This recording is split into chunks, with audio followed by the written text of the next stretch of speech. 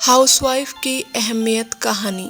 माँ, बेटे और बहू तीनों ही खाने के टेबल पर बैठकर खाना खा रहे थे। खाते समय लड़का अपनी पत्नी को बोला, सीमा, तुमने आज भी दाल चावल बनाया। खाना बनाने में तो आलस मत किया करो तुम। बस हाउसवाइफ ही तो हो तुम, घर पर ही तो रहती हो। तुम्हें रसोई घर में कुछ अलग खाना बनाना अच्छा नहीं लगता है? क्यों रोज एक ही तरह का खाना बनाती हो? सीमा बोली, आज मैं बनाने वाली थी। मैं आज सूजी की खीर बनाने वाली थी, पर रसोई में सूजी खत्म हो गई। मैंने कल ही ऑर्डर किया था, पर अभी तक नहीं आया। कोई हरकत नहीं, मैं कल बनाऊंगी।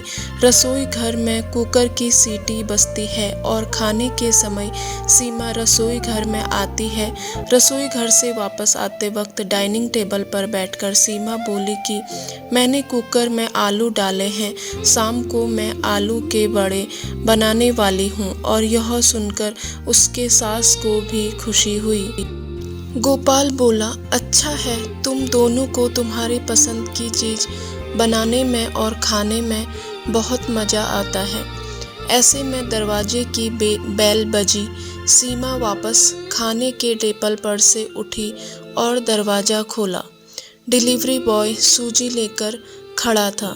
पार्सल लेकर सीमा वापस खाने के टेबल पर खाना खाने के लिए बैठी। तभी माँ बेटे से बोली कि तूने अगर दरवाजा खोला होता तो फिर क्या होता? बेचारी ठीक से खाना भी अच्छे से खा नहीं सकती। तो बेटा बोला, सॉरी, मैं उठ नहीं सकता, मुझे ऑफिस जाने के लिए देर हो रही है। फिर रूम में चला जाता है। वो सीमा को आवाज देता है, मेरी फाइल नहीं मिल रही है, तुम ढूंढ कर दो। सीमा फिर एक बार खाने की टेबल से उठने वाली थी और उसके तरफ जाने वाली थी, तभी सास ने उसे रोका। छोटा बच्चा नहीं है वो, खाओ तुम खाना। थोड़ी देर बाद रूम से गोपाल की आवाज आई, फाइल मिल गई। सास और बहू दोनों ही खाने की टेबल पर एक दूसरे की तरफ देखकर हंसने लगी। गोपाल ऑफिस जाने के लिए निकल गया। सीमा ने सारा काम खत्म किया। रात को आलू वड़ा खिचड़ी बनाती भी बनाई। खाना देखकर गोपाल और सास खुश हो जाते हैं। सीमा सब काम निपटा के सो जाती है। दूसरे दिन सुबह गोपाल उसके बेडरूम में फाइल ढूंढ रहा था और वह फाइल ढूंढने की वजह से बेडरूम पूरा अस्त व्यस्त कर दिया।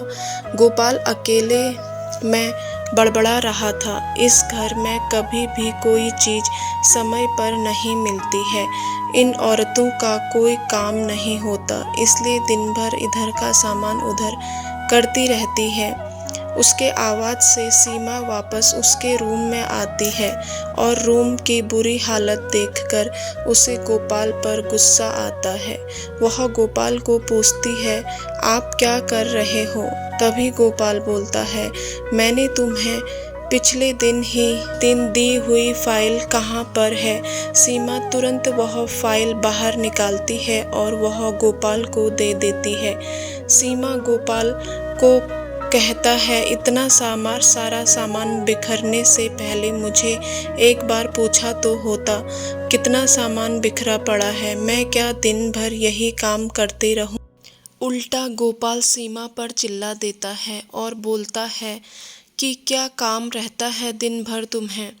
इतना काम भी तुम नहीं कर सकती क्या? दिन भर सोते ही रहती हो।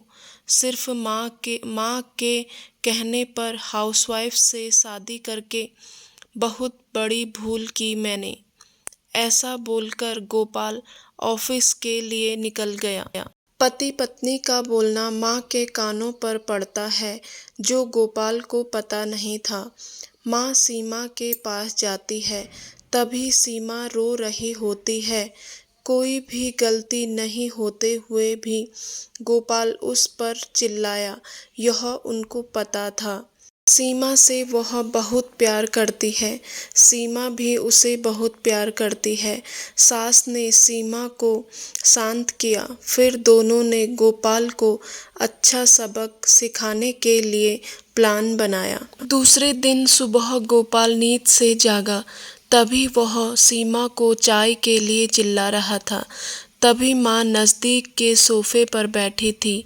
वह बोलती है, सीमा घर पर नहीं है, वह किसी काम के लिए अपने मायके गई है। गोपाल फ़ोन निकालता है और सीमा को फ़ोन करता है।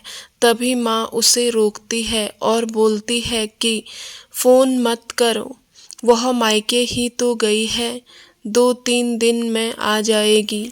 गोपाल फ़ोन रख देता है और माँ को बोलता है कि माँ चाय।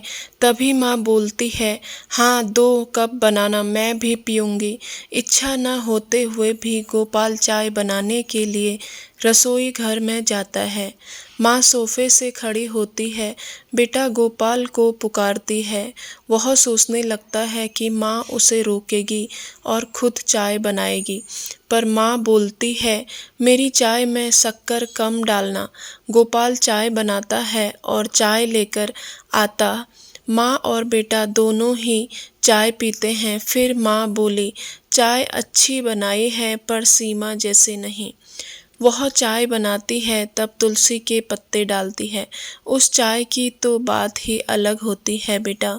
कोई बात नहीं, अगली बार तुम चाय बनाओगे तब ध्यान में रखना।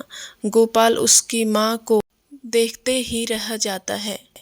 थोड़ी देर बाद गोपाल उसकी माँ को बोलता है, माँ आज मैं मटर पनीर खाना चाहता हूँ। माँ फिर से गोपाल की तरफ देखकर बोली, अरे वाह, आज मेरा बेटा मटर पनीर बनाएगा और मुझे खाने के लिए देगा। अच्छा हुआ, बहुत दिनों से मटर पनीर खाने की इच्छा हो रही थी। तभी गोपाल बोला, अरे माँ, मटर पनीर आपको बनाने के लिए कहने वाला था। तभी उससे माँ बोली, नहीं बेटा, मेरे घुटने बहुत दुखते हैं, मैं इतनी देर तक रसोई में खड़ी नहीं रह सकती। तभी गोपाल उसका फ़ोन निकालता है और रेस्टोरेंट से ऑर्डर देने लगता है। तभी माँ उसे रोकती है और बोलती है, मुझे वह होटल का खाना पचता नहीं, मुझे गैस हो जाती है और तुम मुझे बाहर का खाना खिलाने वाले हो क्या? शायद माँ से प्यार नहीं करते हो तुम। गोपाल तभी खाना बनाने के लिए रसोई घर में जाता है। 1 घंटे बाद खाना तैयार होता है। 2 थाली में खाना लेकर गोपाल उसकी माँ के पास आता है। गोपाल ने दाल चावल बनाया है, यह माँ देखती है। गोपाल को बोली, अरे बेटा, तुम मटर पनीर बनाने वाला था ना? गोपाल बोला कि माँ यह आसान है बनाने के लिए। तभी माँ बोलती है, सीमा होती तो आज उसने मटर पनीर बनाकर मुझे खिला दिया होता, पर जाने दो, तुम्हारे हाथों का खाना, बना हुआ खाना कहाँ मैं रोज खाती हूँ। ऐसा बोलकर माँ खाना खाने के टेबल पर आकर बैठती है। चल दोनों साथ में खाना खाते हैं। गोपाल ने पहला निवाला मुंह में डाला ही था, तब माँ बोली, अरे बेटा, दाल में नमक कम है, जा और नमक लेकर आ। वो खाते खाते उठता है और रसोई घर से नमक लेकर आता है और माँ को देता है। फिर से खाने के लिए बैठता है। तभी बीच में माँ खांसने लगी और गोपाल को बोलती है, अरे बेटा, निवाला गले में अटक गया है, थोड़ा पानी लाना। गोपाल फिर खाते खाते उठा और पानी लाने गया। फिर वो पानी माँ को देता है। इस सब में गोपाल के चेहरे पर गुस्सा स्पष्ट रूप से दिख रहा था। गोपाल को अब समझ में आ रहा था कि वह सीमा के साथ जिस प्रकार का बर्ताव कर रहा था, उसे कितना बुरा लगता होगा। वो यह सब खुशी से करती थी। उसके चेहरे पर कभी भी कोई सिकन नहीं दिखी। वह सोचते सोचते खाना खा रहा था। माँ यहीं पर नहीं मानी। खाना होने के बाद माँ गोपाल को बर्तन धोने के लिए कहती है और माँ उसके रूम में आराम करने चले जाती है। माँ उसे परेशान करने का कोई मौका नहीं छोड़ती। वह गोपाल को बुलाकर चद्दर ओढ़ने के लिए कहती है। उसके बाद गोपाल रूम से बाहर जाता है तो उसे माँ रोकती है और एसी का टेम्परेचर कम करने को कहती है। अब इन सभी कामों की वजह से वह चिड़चिड़ करने लगता है, लेकिन कुछ भी नहीं बोल पाता। दूसरे दिन सुबह जल्दी उठ जाता है। उसे ऑफिस जाना होता है, इसलिए वह जल्दी सब्जी काटता है, पर उसका ध्यान सब्जी की तरफ नहीं होता। वह सीमा का विचार कर रहा होता है। वह सोच रहा होता है, हाउसवाइफ का काम आसान होता है, ऐसा मुझे लगता था, पर सच में वैसे नहीं है। मैं कितना गलत बर्ताव करता था सीमा के साथ। मन ही मन पछता रहा होता है। तभी सब्जी काटते समय अपनी उंगली काट लेता है।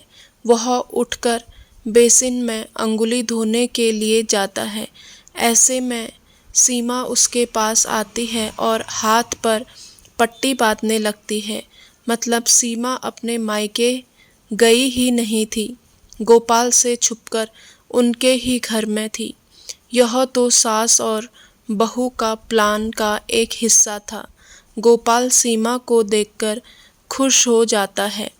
वह उससे माफ़ी मांगता है। वह सीमा को बोलता है कि घर का काम करना बहुत आसान होता है। तुम घर पर रहती हो, तुम्हें क्या काम रहता है, ऐसा मैं हमेशा बोलता था, पर एक ही दिन में मुझे सब समझ में आ गया। मैं तुम्हें ऐसा कभी भी नहीं बोलूँगा और इसके आगे हम एक साथ घर के काम करेंगे। अगर घर हमारे दोनों का है तो घर के काम भी हम दोनों ही करेंगे। दोनों का बोलना माँ बाहर से सुन रही थी। वह दोनों के लिए बहुत खुश थी।